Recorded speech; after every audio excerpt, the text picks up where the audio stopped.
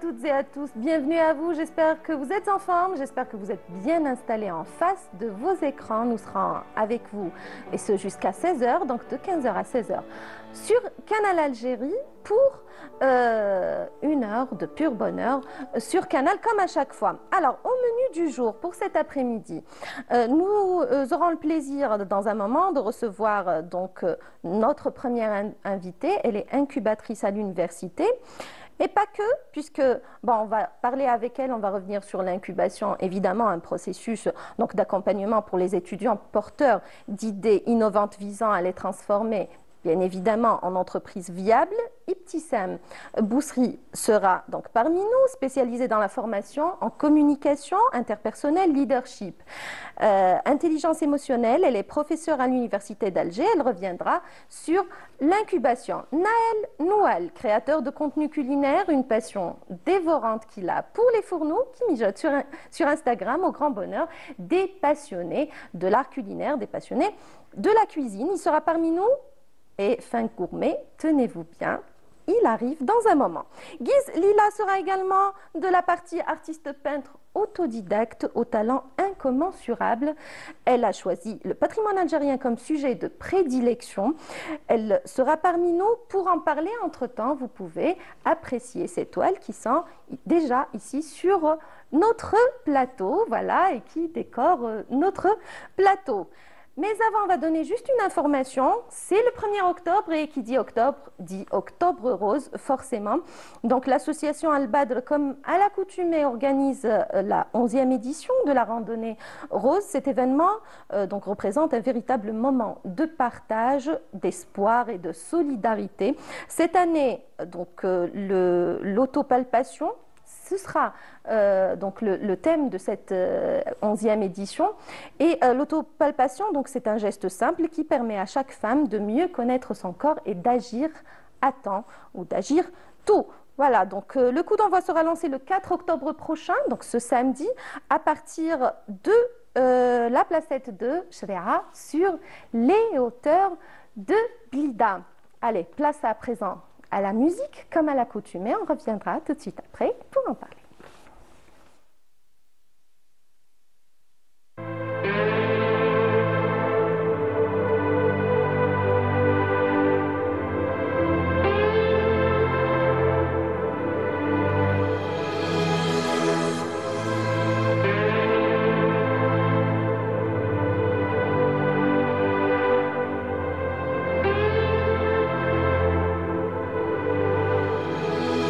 خاف عليك بلادي والله ماني هاني. Je pense à toi toutes les nuits. Mon pays, ma famille, l'Algérie, ma patrie, pour qui je donnerai ma vie. On écrira l'histoire comme nos héros, nos martyrs. خاف عليك بلادي من عدياني. نسمع فيك جامي هكا بويا وصاني. بلادي عزيزة عليا نديرها في عينيا. انا ولدك انتيا يا مانيشي براني. على بلادي غبنوني ضروني عيناني. سوفريت مليت مقواني خلوني. Je baisserai jamais les bras, je garderai toujours la foi. Moi, comment te dire tout simplement je t'aime. Algérie mi amor, on t'aime à la vie à la mort. Le peuple te portera encore.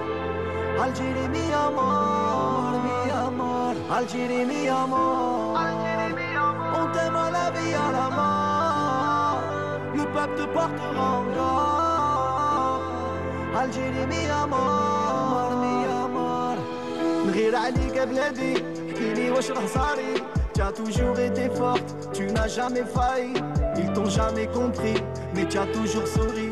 Algérie pour la vie, عليك نمد حياتي. الطاس بغير مدينير ديما يكمو فيه. الصندي دمازيغ ثلويث كاني مفغير. زاير في اللامرغير مكمي ورفيق. عندها ثلي دليل كمي كانت مرثي. على بلادي غبنوني ضروني عيناني. سوفريت مليت مقواني خلوني. Je baisserai jamais les bras, je garderai toujours la foi. Moi, comment te dire tout simplement je t'aime. Algérie mi amor, on t'aime à la vie à la mort. Le peuple te portera encore. Algérie mi amor, mi amor. Algérie mi amor, on t'aime à la vie à la mort. Le peuple te portera encore. Algérie, mi amor, mi amor. Mi amor, une très belle chanson de l'Algérino pour accueillir notre premier invité comme annoncé au sommaire de l'émission. Ibtissam Bousri, marhaba bek. Bonjour, merci beaucoup pour votre invitation. Je suis ravie de commencer cette rentrée sociale avec Canal Algérie et puis avec vous puisque c'est la première fois que nous partageons le plateau, donc ça fait très plaisir. D'habitude, on se voit voilà, en coulisses. En coulisses, dans les couloirs de Canal Algérie. Voilà. On discute un peu. Pas trop parce qu'on est souvent pressé. Exactement. Hein. Mais c'est un plaisir que de vous recevoir aujourd'hui sur ce plateau de Fil du jour pour donc débattre autour de ce thème qui fait flipper. La rentrée scolaire, la rentrée universitaire, la rentrée sociale. Pourquoi ce thème? J'aime bien, oui. Ce terme dérange. Exactement, ça fait flipper. C'est bien d'avoir. C'est le bon terme. Ça fait un peu flipper, pas trop, un peu. C'est tout à fait normal, puisque déjà on sort d'une période de vacances. Donc on a un peu cette anxiété, on est un peu stressé. On veut rester en vacances. On aimerait bien rester un peu en vacances. En même temps, on aimerait bien pour les élèves revoir les amis, les copains, les copines, la maîtresse. C'est ça.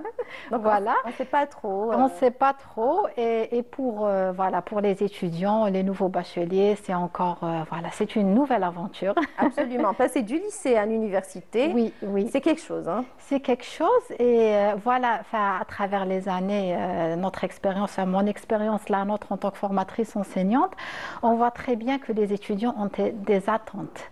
Et si vraiment, il y a un mot à utiliser, c'est vraiment attente. Surtout les bacheliers. Parce qu'en fait, les bacheliers, ils sortent d'un monde et ils viennent à un autre monde. En fait, le lycée, c'est un peu, disons, structuré.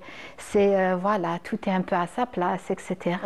Ils viennent dans un nouveau monde, ce monde-là où on attend un peu plus d'initiative, un peu plus que ça, c'est d'autonomie, que ce soit eux qui s'organisent eux-mêmes. Donc, on va dire qu'on a un peu plus de liberté. On a un peu plus de liberté. On n'est pas encadré comme au lycée. Exactement, puisque c'est l'enseignement supérieur, c'est tout à fait normal, c'est la recherche. Et donc, on les prépare justement à la vie professionnelle. On les prépare à la vie professionnelle. Et donc, cet étudiant, au début, il est un peu là, comme ça, qu'est-ce que je perdu. C'est quoi ça? Il est perdu. Un peu beaucoup parfois. Absolument. Et là vient notre rôle, le rôle de l'université, le rôle de l'administration, le rôle des enseignants, bien entendu, d'accompagner cet étudiant. Parce qu'au-delà de ce qu'on transmet comme savoir, comme bagage, c'est accompagner cet étudiant. Parce que l'étudiant a une psychologie, l'étudiant a une façon de voir les choses. Il est parfois insatisfait, c'est tout à fait normal vu ses attentes et son âge. Donc plus on est en fait dans l'acceptation, donc la tolérance, dans l'empathie, avec l'étudiant, plus on arrive en fait de tirer le meilleur de lui-même. C'est ça. Vous êtes, je rappelle que vous êtes sociologue. Oui, également. Exactement. Également. Vous avez plusieurs casquettes. J'ai plusieurs casquettes. Voilà. Et en fait, justement, il faudrait comprendre la différence entre les générations. On ne peut pas s'attendre à un étudiant des années 2025 de ressembler à un étudiant des années 70. C'est pas possible. C'est pas possible. Donc, si on attend de lui qu'il reste là, gentil, à tout écouter, à participer à tous les cours, là, il faut vraiment comprendre que l'étudiant, c'est un Pourquoi étudiant. Dans les années 70, c'était l'étudiant Non. modèle? Moi, d'après ce qu'on me raconte, oui. Hein. Les parents font toujours ça. En fait, oui. Ils font toujours ça. On était les élèves modèles, les étudiants modèles et tout. En fait, c'est l'erreur à ne pas faire. C'est l'erreur à ne pas faire avec les étudiants, parce que si jamais on leur dit, moi, quand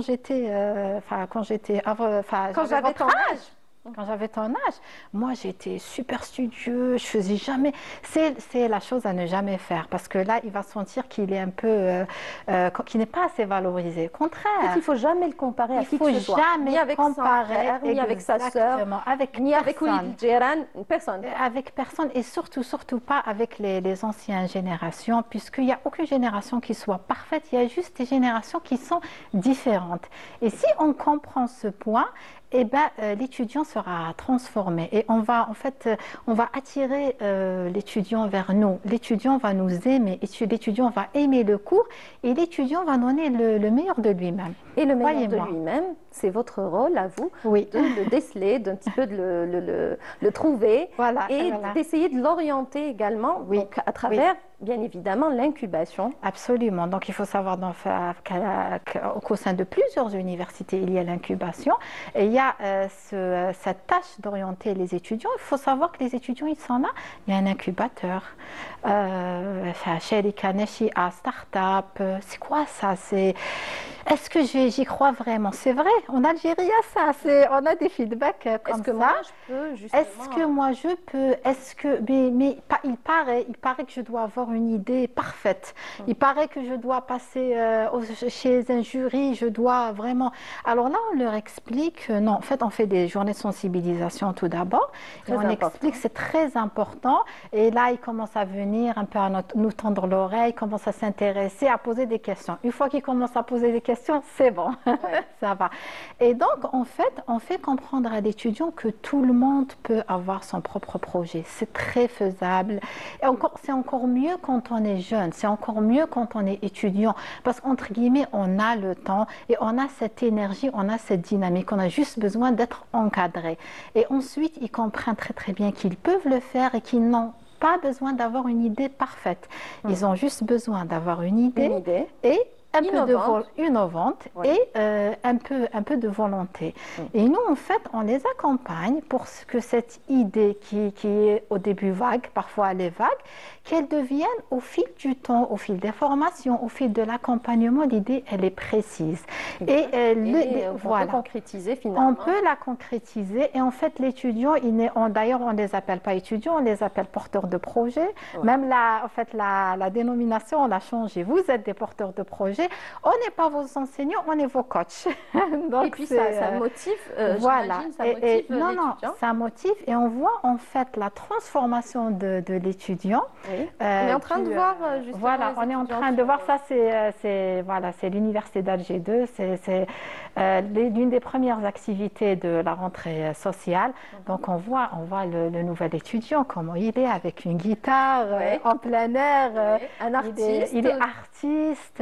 Voilà, il est curieux et tout ça, si on le voit, croyez-moi, on peut vraiment, il est dynamique, il est motivé, il est motivé, l'étudiant d'aujourd'hui, il est branché, vraiment, et nous, si on sait le titiller, mais on a des... C'est-à-dire qu'il est capable aussi de faire plein de choses. Il est capable de faire à la fois.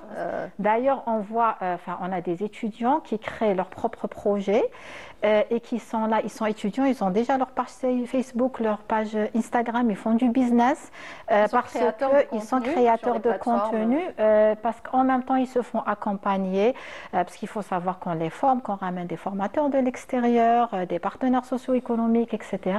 Et donc, avec tout, déjà, ils sont étudiants et entrepreneurs en même temps.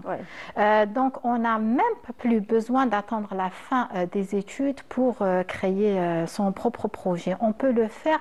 Et en fait, on va première année, deuxième année, troisième année, ils sont entrepreneurs. Et là, un master 2, ils ont déjà de l'expérience. Donc, ils peuvent déjà être actifs sur le marché du business. Voilà. Pas que sur le marché du travail. Professionnel. Sur le marché du business et professionnel. Pourquoi? Parce qu'une fois l'incubateur, ils bénéficient de formation, d'un accompagnement. Après, ils ont des compétences de vie.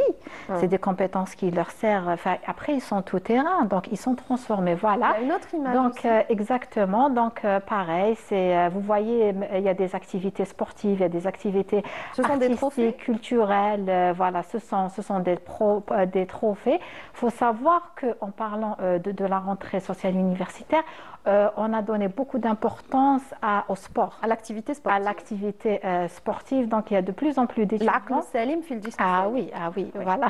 C'est normal. Exactement. Et on revient en fait fait, voilà, c'est comme les universités étrangères, américaines, c'est, voilà, c'est, il y a pas, on est dans la globalisation, donc l'étudiant algérien, il est sportif, il est dans l'incubateur, il est, voilà, il est partout. Il est partout, il est sait faire plein de choses. C'est faire plein Il de fait choses. plein d'activités. Voilà, Ils font du exactement. théâtre, Oui. de la musique, du sport. Et Exactement. il s'organise, il trouve le temps. Et ça, Voilà. c'est important Ça, c'est très pour important. justement pour sa vie professionnelle plus tard. Pour se développer. Et d'ailleurs, même en parlant d'incubateur, en fait, vous trouvez par exemple un étudiant, il est dans une spécialité, mais il est par exemple amateur de sport. Il va faire un projet alors j'adore cette étudiante. Dès qu'elle m'a vue, elle m'a dit, Madame, je vous suis sur TikTok. Je lui ai fait un... Et oui, parce que les étudiants sont branchés, ils sont dans les réseaux C'est sociaux. vrai, Voilà, c'est elle était motivée et je l'ai accompagnée et voilà, elle a fait un super, C'est un petit super peu travail. votre fierté. Oui, nos étudiants sont nos fiertés. Oui. Vraiment, quand on Les voit, voir comme ça, voilà, évoluer, les voir c'est un peu évoluer votre et les voir concrétiser. oui, leurs projets, Voilà. leurs idées. C'est ça qui nous fait vraiment plaisir et les voir en fait prendre confiance en eux au fur et à mesure du temps et croire en eux. Et croire en eux. Il y a plus, enfin, ils sont dans un discours dynamique, ils sont dans un discours positif et c'est ça notre objectif. Croire en avant eux, tout. croire en leur projet Exactement, également. oui. À partir d'une idée, on peut développer un projet À partir d'une idée. et en créer une entreprise. Voilà, Ça, c'est- exactement. Et on les voit, donc, ces étudiants-là, cette nouvelle génération, ils sont beaucoup dans l'humain.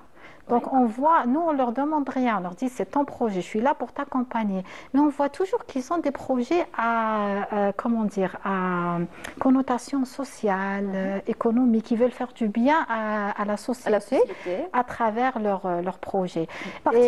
Participer, à leur manière, donc à leur niveau, Exactement. à booster l'économie du pays. À booster l'économie du conscients de pays ça. et à booster la société. Moi, vraiment, ça m'impressionne. Ils sont, par exemple, s'ils font un projet dans, par exemple, restauration, ils vont faire du healthy food, par exemple. Donc, tout ce qui est sain pour la santé. Tout, s'ils font une plateforme, ça sera pour aider les familles. C'est pour aider les enfants autistes. Et c'est finalement ça le but c'est ça l'intellectuel, la personne intellectuelle. Exactement. C'est celle qui contribue à améliorer donc les choses au sein de la société. Oui, oui. On sent qu'ils ont vraiment un message. Ils ont vraiment un message. Donc, nous, on leur dit, bon, c'est bien d'avoir un message. En même temps, c'est bien, c'est un business. Il faut qu'il y ait une rentrée d'argent. Donc, il y a un équilibre. Donc, on les aide en fait à avoir un équilibre. Il faut que ça soit rentable. Toujours, on leur dit, n'oubliez pas, il faut que ça soit rentable. Parce que nous, on ne veut pas qu'ils soient déçus. On veut qu'ils concrétisent leur projet. Donc, il y a tout ce qui est soft skills, coaching, etc. Et en même temps, on a des formations en comptabilité, des formations en finance, voilà, pour s'assurer qu'ils présentent un bilan et que vraiment leur projet soit rentable. Voilà. Comme vivre ça, de sa passion. Vivre de sa joindre passion. l'utile à l'agréable. Exactement. Comme ça, ils pourront toucher de l'argent. Ça va les motiver. Ils vont continuer. Exactement, Voilà. exactement. Vivre de sa passion, avoir un métier de passion. Et vivre de cette passion, c'est quelque chose d'extraordinaire. Oui. Pouvoir vivre sa passion et en faire son métier. Parce qu'après, on ne sent pas les heures passées, on ne sent pas, on sent pas les moments passés, on ne sent pas l'effort en fait. Voilà, on sent qu'ils le font avec passion. C'est vrai. Voilà. C'est vrai. Et puis, on a des étudiants, par exemple, je vous ai dit, ils sont dans un domaine, ils ne choisissent pas forcément un projet dans leur domaine. Ils choisissent un projet qui est leur passion. Nous, on a par exemple des étudiants en biologie, ils font une application en pâtisserie. C'est ce que je disais au chef. Qui sera parmi nous qui sera parmi nous. Donc vraiment, c'est la passion qui prend le dessus. Et les études sont là pour booster un peu leur passion. C'est vrai que les études sont là pour booster leur passion. Après, c'est bien que les étudiants sachent faire plein de choses parce qu'après, il y a... Comme vous avez cité l'exemple du chef, il a fait une reconversion professionnelle. C'est un extraordinaire parcours puisqu'il est passé un peu, enfin pas partout, mais par plusieurs domaines pour atterrir finalement dans la cuisine parce qu'il a découvert que c'était sa passion. Exactement. Donc il faut les préparer également, ces étudiants, à ce genre de C'est pour défis. ça qu'il y a ce qu'on appelle les coaching days. On fait des formations en soft skills. C'est pour en fait aider les étudiants à se découvrir et à vraiment faire sortir leur passion. Donc, le meilleur d'eux-mêmes. Voilà, on leur dit il n'y a pas de mauvaise idée. Il n'y a pas de bonne ou mauvaise idée. On n'est pas là pour vous dire que votre idée est bonne. Tant que votre idée vient de l'intérieur, ça veut dire que c'est une idée qui est extraordinaire. Nous, on est juste là pour la réalisation de l'idée. Oui. Et donc, c'est pour ça que chaque année, en fait, on fait en sorte de diversifier les formations et de ramener des personnes de l'extérieur de l'université qui font du terrain et qui font ce qu'on appelle le mentorat. Donc, je suis là, je suis chef d'entreprise, je vais partager avec vous des choses concrètes. Mon expérience? Mon expérience, tout simplement, posez-moi des questions, vous pouvez tout faire. Voilà, il y a des personnes qui ont des passions, une personne qui était passionnée de cheval, elle a fait de l'équitation toute sa vie et elle a fait un projet en équitation, par exemple. Oui, oui, oui. Vous voyez, c'est... Voilà, donc partager son expérience, dire que moi aussi je suis passée par là, voilà. J'ai été moi aussi étudiant ou étudiante et j'avais une idée qui me semblait peut-être complètement folle, mais que j'ai pu concrétiser. Voilà. Et voilà. Donc, et je vous donne si moi j'ai pu le faire, vous pouvez également le faire. Et je vous donne les clés, ce que j'appelle les raccourcis. Alors, dans les raccourcis, donc au lieu de passer des années en fait à galérer, entre guillemets, à se chercher, le mentor, il est là pour dire: tu vas directement faire ça. Ne fais pas cette erreur. Tu feras des erreurs, mais pas des erreurs qui vont te coûter beaucoup de temps. Vous voyez, donc de temps et peut-être aussi de l'argent. Et de l'argent, oui. Oui. Oui, on parle de business. Oui, voilà. Donc c'est ça. Voilà. C'est pour ça qu'on a parlé tout à l'heure du fait qu'ils peuvent être déçus et que vous faites tout pour éviter ça. Oui. Préparer à ce que qu'ils apprennent à vraiment ne pas perdre de temps et pouvoir c'est-à-dire vouloir concrétiser cette idée, c'est pouvoir la réaliser finalement et choisir peut-être bonne ou mauvaise, peut-être choisir une idée qui peut être vraiment concrétisable, qui peut être concrétisée. Les accompagner pour avoir le bon choix. Exactement, pour avoir le bon choix, c'est important. Ça reste leur choix, mais nous, on les accompagne parce que c'est tout à fait normal. Donc, on a des étudiants qui viennent avec des idées extraordinaires, qui ont beaucoup d'imagination, mais s'ils ne concrétisent pas leur projet, en fait, ça ne mène à rien. Donc, nous, ce qu'on appelle, c'est comme un entonnoir. Donc, on prend une idée, on commence à poser des questions. Est-ce que tu penses que vraiment est-ce que tu as pensé à tes clients? Est-ce que tu as pensé à comment en fait vivre de ça? Et en fait, parfois, ils changent complètement d'idée. Parfois, c'est une idée qui se rapproche de la première idée. C'est ça. Donc, voilà. Donc, mais la finalité, c'est vraiment de concrétiser le projet. Et même, en fait, même après qu'ils aient fait leur soutenance de start-up ou bien de start-up, en fait, on essaie de les accompagner. Il y a un système qui est fait en sorte de les accompagner même après la soutenance. C'est-à-dire ils restent proches de l'université, ils restent proches de l'incubateur pour qu'ils concrétisent cette idée. Et si je peux me permettre aussi, il y a un module très important qu'on dispense, c'est le réseautage. Parce que le business égale un réseautage. C'est en ayant un réseau, parce qu'en fait, il faut savoir qu'un porteur de projet étudiant, il démarre avec peu. Mais avec peu, il peut faire bien. Et c'est ça en fait le business. Et quand on a un bon réseau, on connaît un informaticien, on connaît un infographe, on connaît plusieurs personnes qui peuvent nous faire un prix ou bien par exemple c'est gratuit, et ben on arrive à concrétiser notre idée sans que ça nous coûte beaucoup d'argent. Et en fait c'est ça en fait l'aspect financier qui est important et la réflexion. C'est ça. Et le gain de temps. Et le gain de temps. Qui est très important. Time is money. Time is money, c'est ce qu'on leur dit. Ça, c'est clair, hein, on l'a compris. Et la preuve, c'est qu'en fait, chaque année, je n'ai pas maintenant tout de suite les statistiques, mais je sais que chaque année, il y a de plus en plus d'étudiants qui rejoignent et l'incubateur et le CDE. CDE, c'est le Centre de développement d'entrepreneuriat, c'est tout ce qui est micro-entreprise. Et l'incubateur, c'est tout ce qui est relatif aux startups. Donc, chaque année, quand ils voient en fait le succès, l'orientation des anciens étudiants qui ont réussi à concrétiser leur projet ou bien qui sont en cours de concrétisation, il se dit ah tiens, pourquoi pas moi? Et donc on voit que de plus en plus d'étudiants s'inscrivent dans l'incubateur. Super, super. Et ben voilà, on va accueillir dans un moment Naïl, donc Noël, cette belle rencontre que vous avez, que vous venez de faire. Gourmande. Gourmande, que vous venez de faire justement tout de suite après. DJ Core.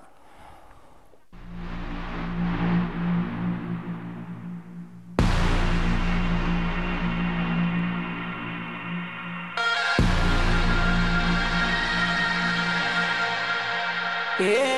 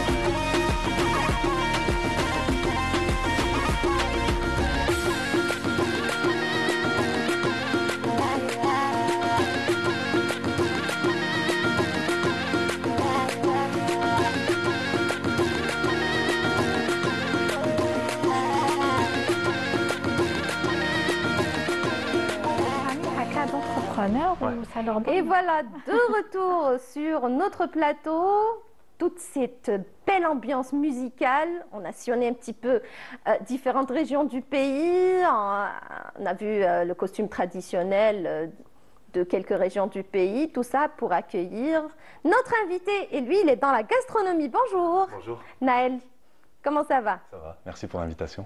Merci à vous de répondre à notre invitation. C'est un plaisir que de vous recevoir aujourd'hui. Alors, Naël Noual, vous êtes créateur de contenu culinaire sur Instagram, une passion dévorante pour l'art culinaire. C'est ça. Et vous êtes chef également. Avant d'atterrir en cuisine, vous êtes passé un petit peu par l'informatique, la banque et j'en passe. Quoi encore? Steward aussi. Steward, ouais. C'est vraiment un parcours où, disons que incroyable la cuisine, parcours, hein, franchement. Disons que la cuisine, c'est vraiment le dernier domaine dans lequel je m'imaginais quand j'étais jeune. Ouais. Et c'est un peu venu, on va dire par hasard. Tardivement? Tardivement, oui. J'ai 36 ans.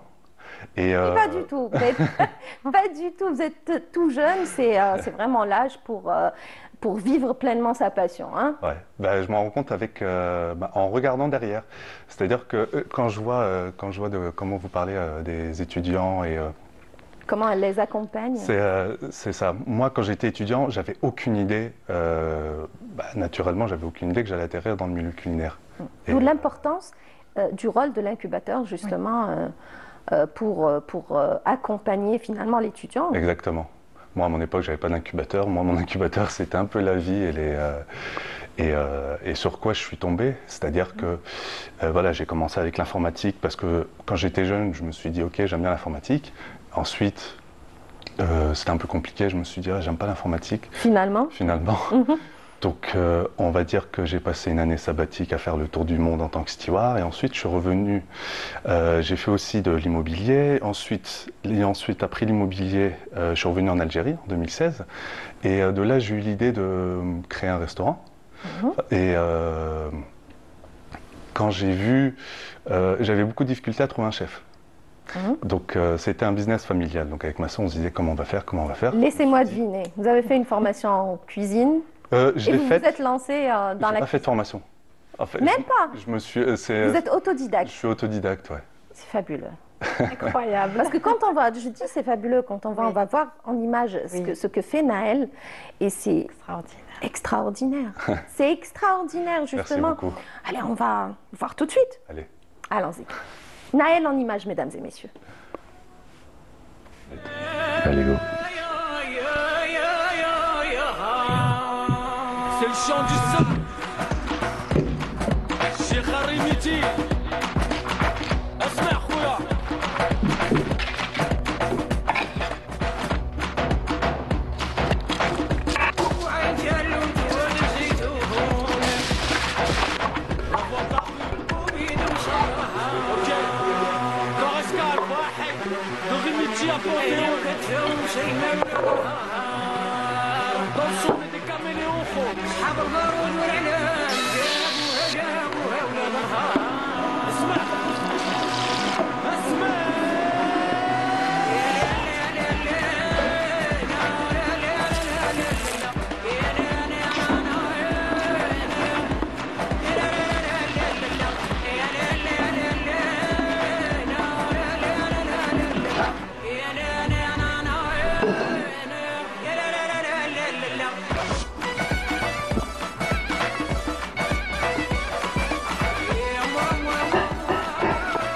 Tiens.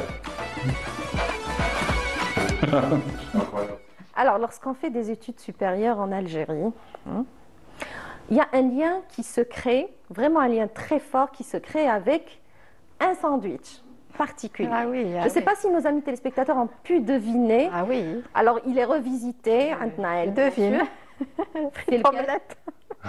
Frites omelette. C'est vraiment algérien. Ouais, Ah, c'est le sandwich algérien par excellence, c'est ça. n'est-ce pas? Ouais, bah j'en ai énormément pris pendant ma jeunesse. Bon, à l'époque, il coûtait 100 dinars. Je pense qu'il coûte 150 dinars maintenant. 50 dinars à mon Ouais. époque.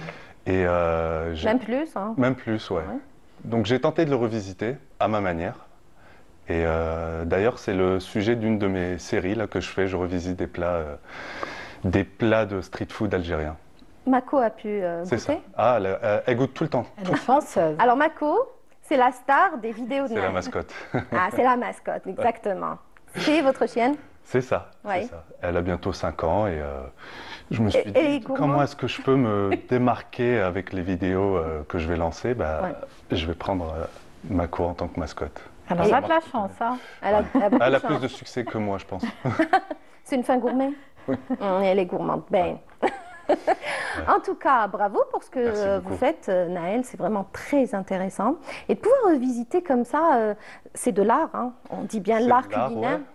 ouais. Vous lui avez donné votre touche à vous, mais une touche vraiment fabuleuse qui nous a épatés. Ouais, ben, c'est un peu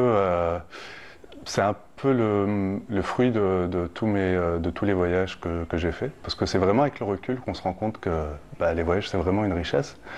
Et de tout ce que j'ai vu, ça s'est emmagasiné de manière inconsciente.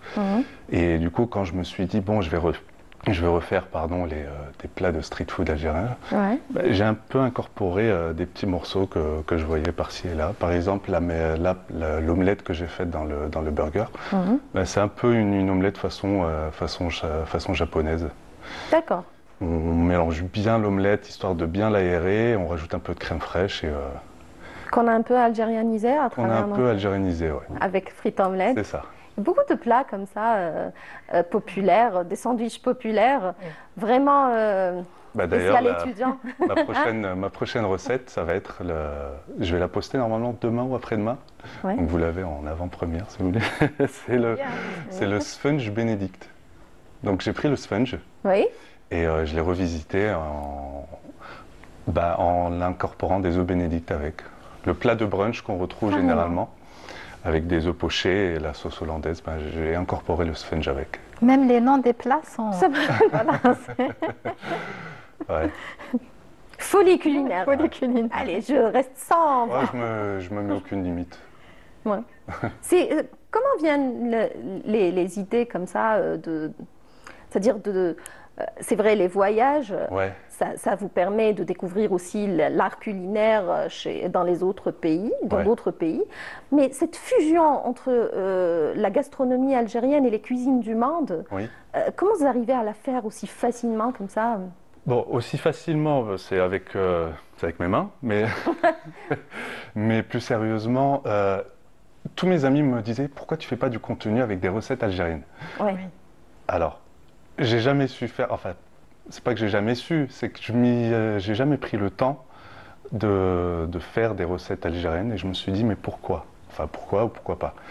Et j'aime beaucoup la street food.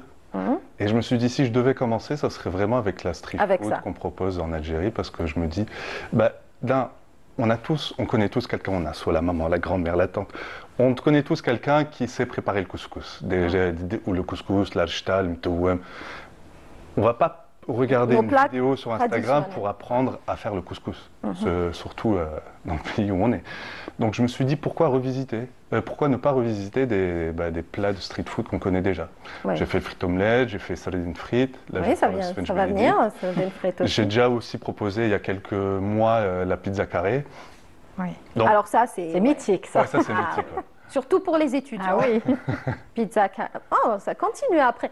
Après, c'est un lien fort qui se crée Oui. avec ce genre de sandwich frites omelette dès l'université. Ah oui, oui. Et après, on continue à apprécier ce sandwich et on continue à le consommer, même bien plus tard. Hein. On reste nostalgique. Donc, on adore. Moi, quand je mange un frites omelette, j'en ai pris un avant-hier.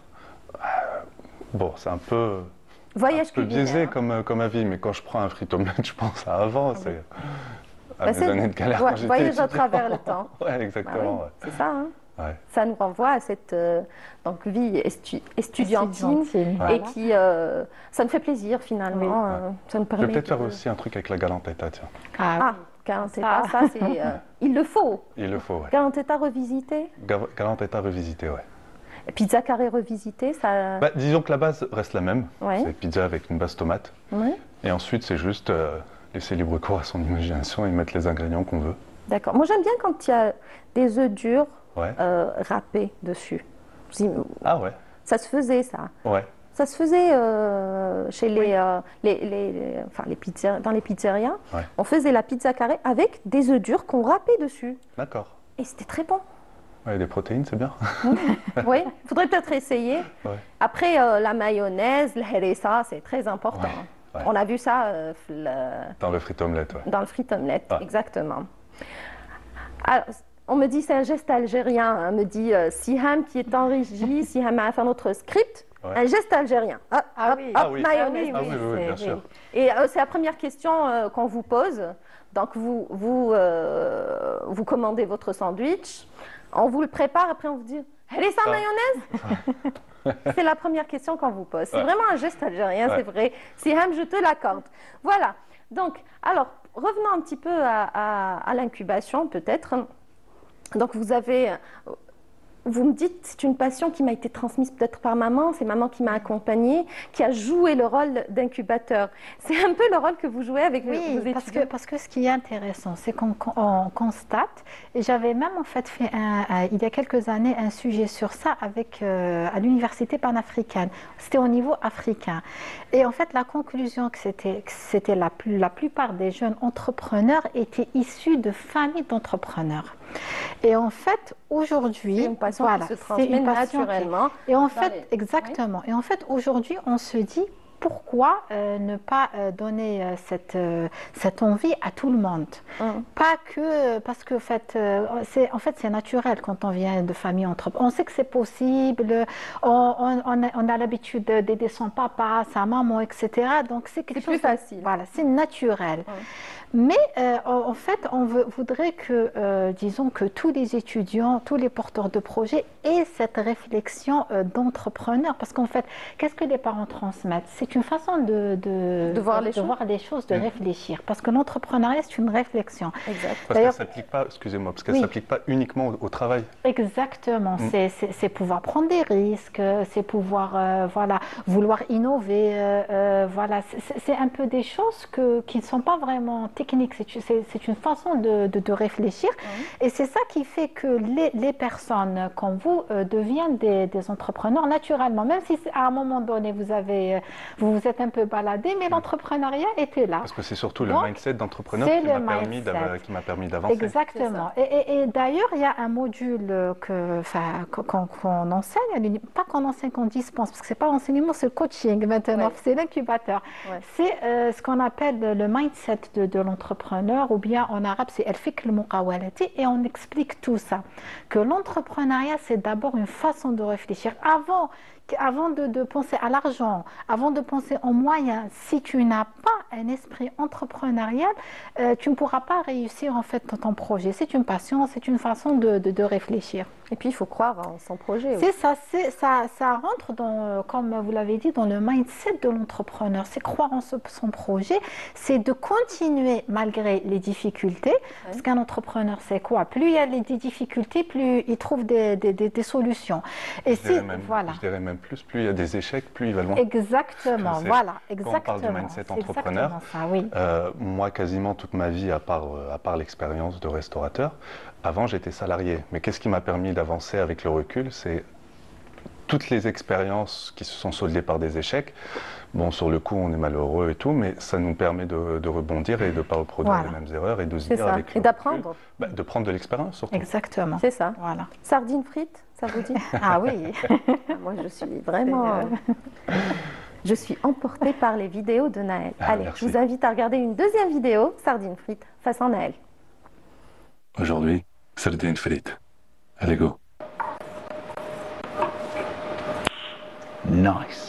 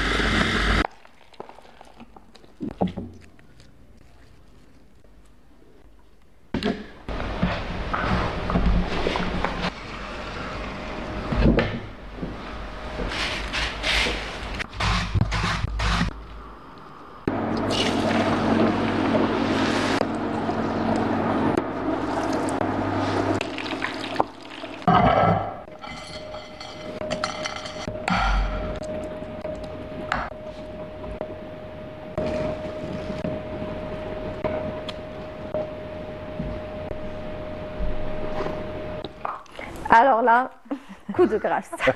Là, franchement, alors, qu'est-ce qu'on en pense? C'est de la torture.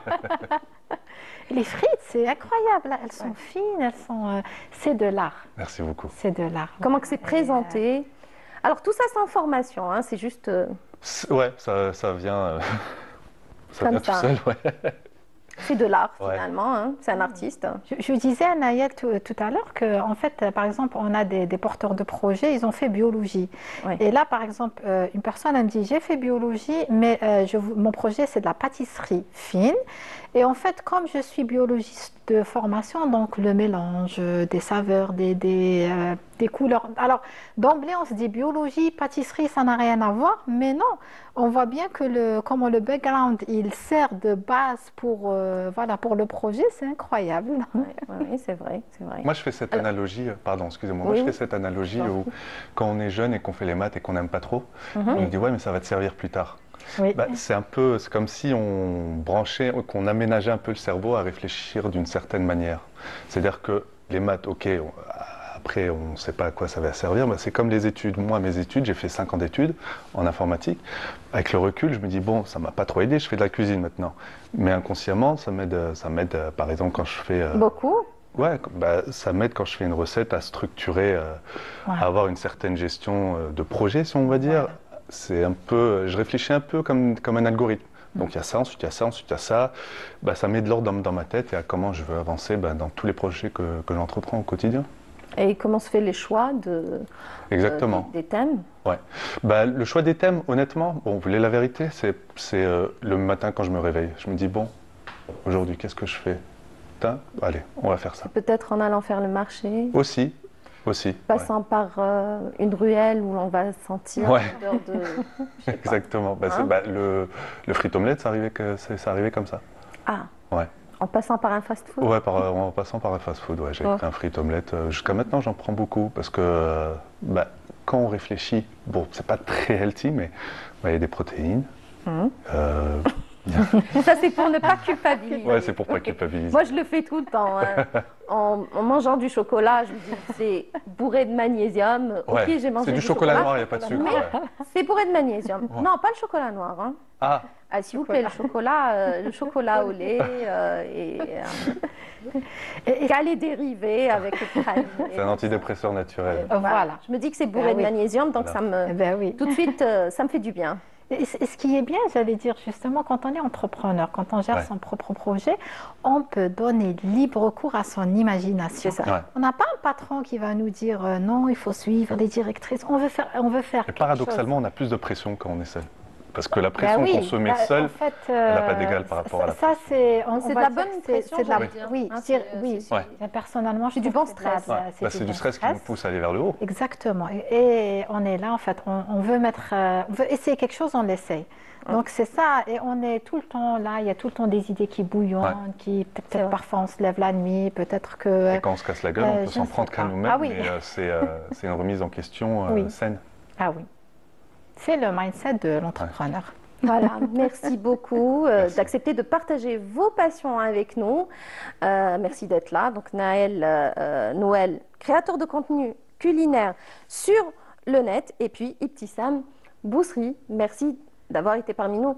Vous êtes une habituée de notre plateau. Vous êtes sociologue, professeure d'université et incubatrice à l'Université d'Alger. Voilà. Merci beaucoup. Merci à vous. À très bientôt. À très bientôt. C'était vraiment un plaisir que de vous recevoir aujourd'hui. Allez, on va aller vers Annaba, on va un petit peu voyager et aller découvrir donc le festival de Annaba, du film donc méditerranéen qui a clôturé donc hier, qui s'est clôturé hier. Donc c'était la clôture. On va le découvrir grâce à ce reportage signé Mounia Gharbi. On reviendra tout de suite après pour accueillir notre dernière invitée pour notre dernière ligne droite de cette émission d'aujourd'hui. À tout de suite. Coupé roulé pour cette 5e édition du Festival d'Annaba, les Algériens se sont démarqués avec plusieurs prix. Najibou Lepsil, avec son film Without You, est sacré meilleur court-métrage. Oussama Roubi reçoit, quant à lui, la Gazelle d'argent pour la meilleure réalisation avec son film court-métrage Matter of Honor. Je remercie le jury pour sa sensibilité par rapport au sujet et à la cinématographie du film. Je le remercie aussi de ne pas avoir condamné et jugé l'acte du papa, qui est un personnage de fiction. Voilà, je suis très fier, très fier. Il faut savoir que ce trophée restera gravé dans ma mémoire parce que c'est mon premier court-métrage, pour une première participation au cinéma. Avec zéro budget, zéro financement, mais avec beaucoup de passion. Je dédie ce trophée à ma mère, qui est mon premier pilier, et ma douce et chère épouse, qui m'a soutenu tout au long de ma carrière et ma vie aussi. Ce moment, c'est pas une fin, mais c'est le début d'un chemin que j'espère encore plus beau. Selim Keshouch, pour sa part, est sacré meilleur comédien dans le film long-métrage Binoubine ailleurs la frontière de Mohamed Lakhdar Tati. Ce soir, j'ai eu le prix du meilleur acteur à Annaba. Je suis très fier parce que mes origines elles sont algériennes, mon sang est algérien. Je dédie ce prix au public algérien, au peuple algérien, au peuple palestinien qui partagent la même souffrance qu'on a pu partager nous aussi. Le prix du meilleur long métrage a été décerné au réalisateur turc Mohamed Ali Konar. Confession from War de Denis Jabour reçoit le prix du meilleur documentaire. Beaucoup de documentaires avec des conflits, tout ça. Mais ce film qu'on a choisi a une certaine abstraction de monde. Et c'est si impressionnant et c'était symbolique pour toute la catastrophe qui entoure de nous, qui entoure de cette Méditerranée. Hein. Pour nous, on ne parle pas directement du conflit politique, mais on parle de la guerre. Et c'est autre chose. Pour la partie Annaba Industrie, le Palestinien Wassim Khair bénéficiera de l'enveloppe pour le développement de son film Minus 40, une production palestino-algérienne.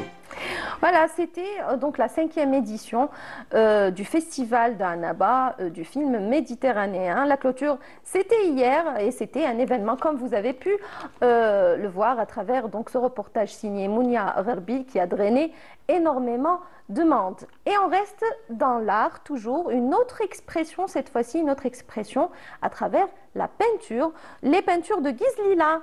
Bonjour. Bonjour. Merci d'être invité, de m'avoir invité. Avec plaisir, merci d'être là pour partager avec nous votre passion. Vous êtes donc artiste peintre. Vous êtes autodidacte. Autodidacte oui, mais je mentirai pas. J'ai fréquenté quelques ateliers. Oui. L'atelier de Jahida Houadeuf en premier, l'atelier de Faiza Bayou et l'atelier de Monsieur Laraba Mohamed Tahar, Allah yarhamou, qui était un élève de Bissiakham. Exactement. Oui. Voilà.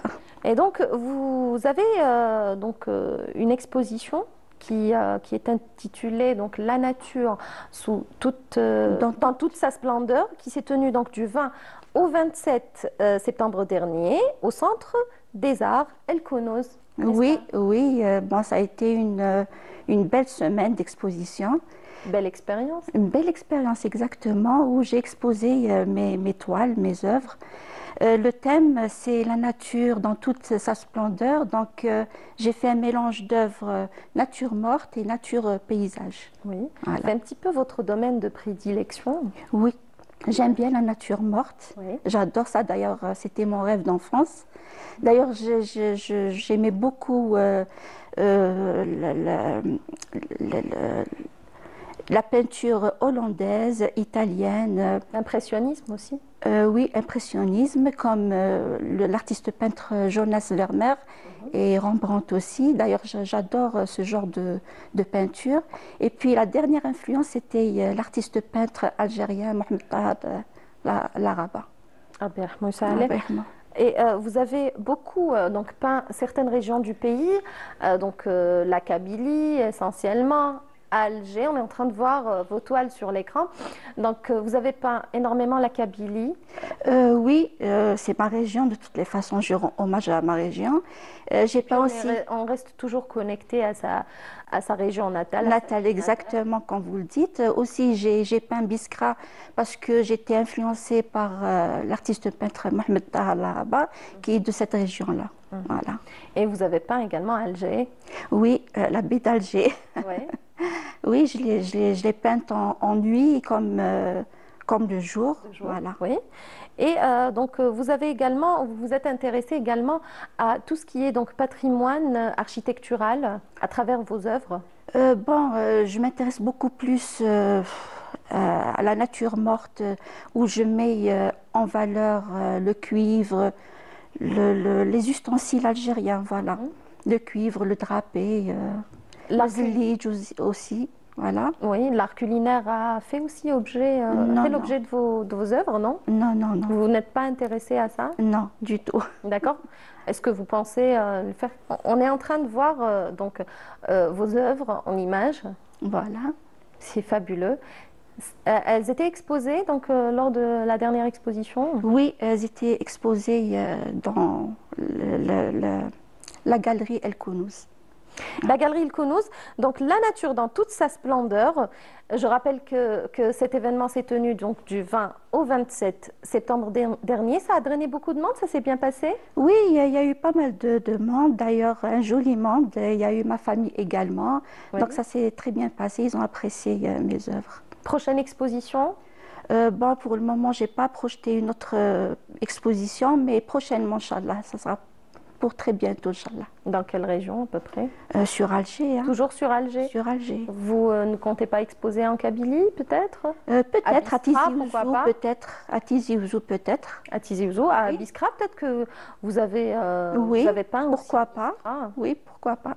oui, et peut-être à l'étranger Inch'Allah, j'aimerais bien. pour représenter l'Algérie dans d'autres régions du monde. Inch'Allah, oui. À travers Pourquoi aussi, à travers vos œuvres, donc la baie d'Alger que vous avez peint, vous avez rendu hommage à cette cité millénaire. Hein, c'est ce qui vous passionne le plus, c'est l'histoire d'Alger. Ce qui me passionne le plus, c'est de représenter mon pays, hein, c'est ça. Et le patrimoine aussi algérien, Oui, à travers cette toile qu'on peut voir, donc le marache. Voilà, exactement. Le cuivre, la Oui. porcelaine. La porcelaine. Qui existait dans toutes les maisons algériennes. Hein. Exact. Exact. Et le marache, peut-être la taille aussi qui existe. Oui, oui. Aussi, vous avez parlé de cuivre, de nhas. Oui. Exactement, Topsia Chiouette. Oui. D'ailleurs, dans l'ancienne exposition, j'ai exposé ce genre de tableau où j'ai représenté la sniwa traditionnelle avec le bakraj. Il y a aussi le Topsia Chiouette. Voilà, le patrimoine algérien. Exact, et c'est tout un rituel qui se fait à chaque fois qu'on reçoit quelqu'un. D'ailleurs, avant, dans nos maisons, on préparait justement la table, on se préparait pour l'inviter, même si on n'est pas donc informé de la visite de quelqu'un, on est toujours prêt pour accueillir quelqu'un. Ça fait partie de notre culture, ça fait partie de nos traditions, et je veux dire, l'Algérien a naturellement cette culture de l'accueil. C'est ancré en nous. C'est ancré, c'est ancré en nous et c'est ancré dans nos traditions. Voilà, on arrive à la fin de notre émission. Merci d'accepter de partager votre passion avec nous. Merci à travers également. donc notre émission Au fil du jour. Merci. Sur Canal Algérie. Marhaba bek. Et Selmek. Prochaine exposition, on a une date, non? Pas pour le Mazel. moment. Mazel. On va le préparer, Inch'Allah. Eh bien, bienvenue. Ça sera la dans notre prochaine projet. fois. Inch'Allah. La prochaine fois, on vous accueillera donc toujours avec plaisir pour nous faire découvrir vos prochaines œuvres. Merci beaucoup. Merci Ghizlila. Je rappelle que vous êtes donc artiste peintre et que vous avez exposé au niveau du Centre des Arts El Kounouz du 20 au 27 septembre dernier. Merci d'avoir été parmi nous et merci à vous, amis téléspectateurs, de nous avoir prêté attention.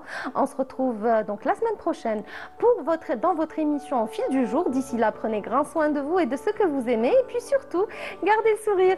Salam.